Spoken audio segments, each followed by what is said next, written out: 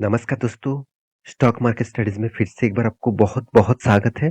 तो आज यहाँ पे मैं डिस्कशन करने वाला हूँ, एक ऐसे कंपनीज़ के बारे में जो देखा जाए तो एंटरटेनमेंट इंडस्ट्रीज़ में 3rd नंबर पोज़ीशन में इसका रैंकिंग आते हैं। तो एंटरटेनमेंट इंडस्ट्रीज़ में नंबर 1 कौन है आप सभी जानते हैं, जी एंटरटेनमेंट। उसके बाद आप जानते हैं सन टीवी जिस नाम से जाना जाता है। तो 3rd पोज़ीशन में जो है वो है पीवीआर। तो मैं आज पीवीआर के बारे में ही बात करूँगा क्योंकि पीवीआर ने एक बहुत बड़ा अनाउंसमेंट किया और जो नया साल आने वाला है मतलब 2000 अभी 2023 शुरू हो चुके हैं। तो 2023 से 2000 मतलब 26 तक तो यहाँ पे जो टाइम पीरियड है, तो इस टाइम पीरियड के अंदर कंपनी एक बहुत बड़ा अनाउंसमेंट किया है। इस टाइम पीरियड के अंदर कंपनी का किस तरीके से ग्रोथ होगा, उसी के बारे में डिस्कस करूँगा क्योंकि कंपनी एक बहुत बड़ा टारगेट रखा है। उस टारगेट को फुलफिल करेंगे तो एक कंपनी का रेवेन्यूज़, अर्निंग अच्छा खासा हो सकते हैं। तो अगर कंपनी का अर्निंग बढ़ेंगे तो ज़ाहिर-सी बात है कि हर कोई कंपनी का स्टॉक के प्राइस भी बढ़ सकते हैं। तो मैं पूरा डिटेल्स यहाँ पे डिस्कस करूँगा, तो वीडियो को लास्ट तक देखिएगा और अभी तक आपने इस चैनल को सब्सक्राइब नहीं किया तो ज़रूर कर लेना। क्योंकि आपको daily basis stock market information update इसी चैनल के माध्यम से मिलता रहेंगे। तो सबसे पहली बात, कंपनी के जो डिटेल्स है आप ध्यान से देखना। तो इस कंपनी के जो डिटेल्स है इसके बारे में बात करूं तो पीवीआर का जो चार्ट पैटर्न है, पिछले दिन में एक अच्छा खासा रैली मूवमेंट आपको देखने को मिला था और मार्केट में प्रेशर होने के कारण उतना स्ट्रॉन्ग सस्टेन नहीं दिख पाया। 3% के आसपास 5 दिनों में गिरावट देखने को मिला और एक मंथ में करीबन 11% तक लॉसेस कंपनी दे चुके हैं। 6 मंथ में कंपनी करीबन 12% तक लॉसेस दिया है। 1 साल में कंपनी 12% का लॉस दिया है। 5 साल में कंपनी 16% का प्रॉफिट दिया। मतलब 1 साल और 5 साल में छोटा-मोटा प्रॉफिट दिया। अभी इसका मैक्सिमम चार्ट पर पेंट कर दूँ तो 500% का रिटर्न कंपनी दे चुके हैं। अभी देखना है यहाँ पे जब कोविड के सिचुएशन आया था तब कंपनी के ऊपर बहुत भारी गिरावट देखने को मिला था। उस लेवल को यहाँ पे देखिए फिर से रिटेस्ट करने का कोशिश किया मगर उसको सस्टेन नहीं कर पाया। तो मैं पूरा डिटेल्स डिस्कस आपको चार्ट के बारे में करूँगा, उससे पहले कुछ न्यूज़ के बारे में आपको दिखा देता हूँ। तो न्यूज़ कौन-सा है?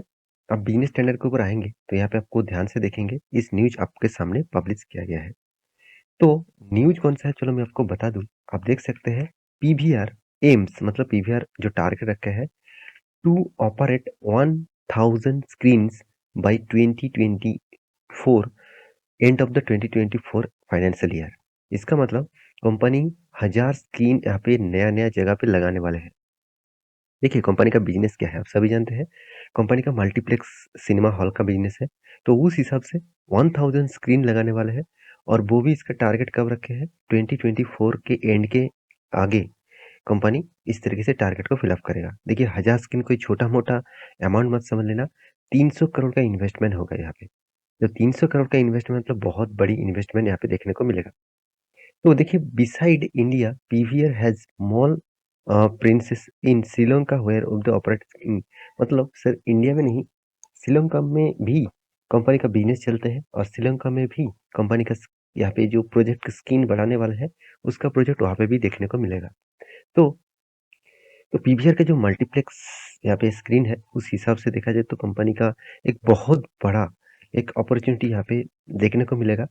तो देखिए पीवीआर हैज क्रिएटेड यहाँ पे देखिए चेन्स ऑफ 900 स्क्रीन अक्रॉस 181 यहाँ पे देखिए properties in 71 cities during the journey 25 years. मतलब 25 साल में कंपनी कितने स्क्रीन लगाया 900 के आसपास। तो 900 के आसपास 25 साल में लगाया और 2 साल के अंदर अंदर कंपनी 1000 स्क्रीन लगाएगा इसका टारगेट रखा है। तो सोचिए कंपनी कितने बड़े टारगेट यहाँ पे रखे हैं। तो मेरे हिसाब से यहाँ पे जो 15 मंथ है, इस 15 मंथ कंपनी के लिए बहुत बड़ा एक अपॉर्चुनिटी होंगे क्योंकि इस तरीके से स्क्रीन अगर लगाते जाएँगे तो हमेशा ज़ाहिर बात है, लोग देखिए कोविड के सिचुएशन के चलते हुए आज देखिए घर में नेटफ्लिक्स बोलिए, अमेज़न प्राइम बोलिए, हॉटस्टार बोलिए, इस तरीके से ओटीटी प्लेटफ़ॉर्म आ चुके हैं। इस कारण सिनेमा हॉल का जो वैल्यूएशन है, वो थोड़ा-थोड़ा करके कम होता गया। फिर भी कुछ पॉइंट ऑफ व्यू से आप देखना कि कोई भी अच्छा सिनेमा आते हैं तो हमेशा लोग सिनेमा हॉल में जाकर ही उसको सिनेमा देखने का प्रेफर करते हैं। तो उसी का ही फ़ायदा इस तरीके से कंपनी को मिलता रहता है। तो इसलिए कंपनी देखिए कंपनी आज 50 स्क्रीन लगाने का टारगेट रखे हैं। तो क्या कंपनी में क्या बिज़नेस नहीं चल रहा है? तो इसीलिए क्या इतना खर्चा कर रहा है? ऐसे बिल्कुल नहीं। कंपनी का इनकम हो रहा है तो उसी लिए वो खर्चा करने के लिए तैयार है। तो ध्यान से इस कंपनी के डिटेल्स देखेंगे कि कंपनी का जो प्रॉफिट एंड लॉस है, देखिए कंपनी ने कंटिन्यूअसली प्रॉफिट तो करते आ रहे थे। कंपनी 2021 से मतलब कोविड के सिचुएशन के बाद कंपनी का हालत नेगेटिव में चला गया। क्योंकि इस नेगेटिव होने के पीछे आप सभी जानते हैं 2 साल हर सिनेमा हॉल्स बंद था, टोटली बंद था। उसके बाद जब ओपन भी किया गया, तो बहुत सारे रिस्ट्रिक्शन थे। किस तरीके से रिस्ट्रिक्शन? मान के चलिए यहाँ पे सिनेमा हॉल में बहुत सारे सीटेज़ हैं। उस सीट्स में देखा जाए तो इस तरीके से सिनेमा हॉल में बैठाए जाते थे। यहाँ पे एक लोग बैठेंगे तो एक सीट छोड़कर वहाँ पे एक लोग। इसका मतलब यहाँ पे जो देखिए कितने सारे मान के चलिए एक सिनेमा हॉल में करीबन 100 सीटें हैं। तो 100 सीटें में अगर 50 लोग बैठाए जाए, तो उससे तो ज़्यादा पैसा नहीं ले पाएँगे। उसको तो टिकट का प्राइस सेम रहेगा। तो कंपनी का यहाँ पे क्या होते थे घाटा होता था क्योंकि एक्सपेंस ज़्यादा हो जाता था इनकम के तुलना से और साथ ही साथ कंपनी का कर्जा भी तो है उस कर्जे के हिसाब से कंपनी को अच्छा खासा देखिए पहले तो कंपनी कर्जा कम लेके रखे थे जब कोविड के सिचुएशन आया मार्केट को सस्टेन कराने के लिए बिजनेस को ठीक ठाक रखने के लिए उसको कर्जा लेना पड़ा तो और उस कर्जे से ही कंपनी का अर्निंग जो रेशियोज है वो नेगेटिव में चला गया तो देखिए कितना कर्जा है देखिए कर्जे के बारे में बात करूँ तो कंपनी में डेब्ट बहुत ज़्यादा ले चुके हैं। 5,000 करोड़ के आसपास डेब्ट है। तो 5,000 करोड़ के जो डेब्ट है उनमें से 3.84% का डेब्ट बहुत ज़्यादा डेब्ट है।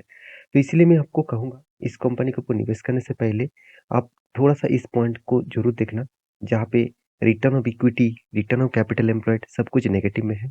एनुअली इनकम भी नेगेटिव में है। साथ ही साथ सेल्स ग्रोथ आपको अच्छा दिखे मगर प्रॉफिट ग्रोथ आपको 1 साल में अच्छा दिखे, बाकी टाइम पीरियड में आप ध्यान से देखना, बाकी टाइम पीरियड में क्या था? नेगेटिव था। सिर्फ़ इसी सालों में पॉज़िटिव हुआ। रिटर्न ऑफ इक्विटी भी नेगेटिव में है और रिटर्न के रेशियोज़ देखेंगे तो कंपनी आपको रिटर्न 10 साल में अच्छा खासा दिया, उसके बाद कुछ खास परफ़ॉर्मेंस नहीं किया। और इन्वेस्टर के बारे में बात करूँ देखिए प्रोमोटर जिसके पास पहले 18% का होल्डिंग था, आज वो खुद थोड़ा-सा माल बेच चुके हैं। उसका फ़ायदा देखिए किसने उठाया? उसका फ़ायदा उठाया पब्लिक ने, क्योंकि उसके पास 8% होल्डिंग था, आज वो 20% तक पहुँच चुके हैं।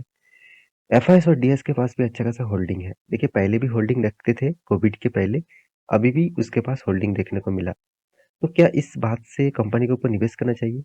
देखिए कुछ पॉइंट ऑफ व्यू से मैं ज़रूर कहूँगा, कंपनी में पहले तो अच्छा खासा पॉज़िटिविटी था, अभी धीरे-धीरे करके जो ओटीटी प्लेटफ़ॉर्म है, साथ ही साथ बहुत सारे आप देखिए आप घर बैठे ही आप 1-2 दिन में के बाद ही आप देख सकते हैं बहुत सारे सिनेमास आपको मतलब यूट्यूब्स में मिल ही जाता है।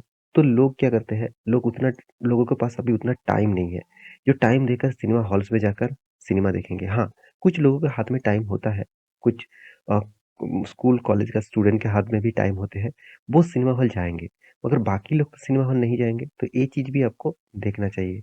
तो मेरे हिसाब से इस कंपनी के ऊपर निवेश करने से पहले कुछ पैरामीटर्स ज़रूर आपको याद रखना होगा। उसके साथ मैं चार्ट पैटर्न आपको दिखा दूँ, तो चार्ट पैटर्न आप देखेंगे कोविड के सिचुएशन में कंपनी में किस तरीके से गिरावट हुआ था। कंपनी का जो टॉप हुआ था कोविड से पहले करीबन ₹2080 के आसपास। देखिए कोविड के बाद वही लेवल को फिर से हायर हाई करते-करते टच किया और यहाँ पे जो टच पॉइंट उस हिसाब से बात करूँ तो देखिए एक ट्रेंड लाइन आपको मैं ड्रॉ करके दिया। इस ट्रेंड के अंदर ही कंपनी अभी ट्रेड कर रहा है।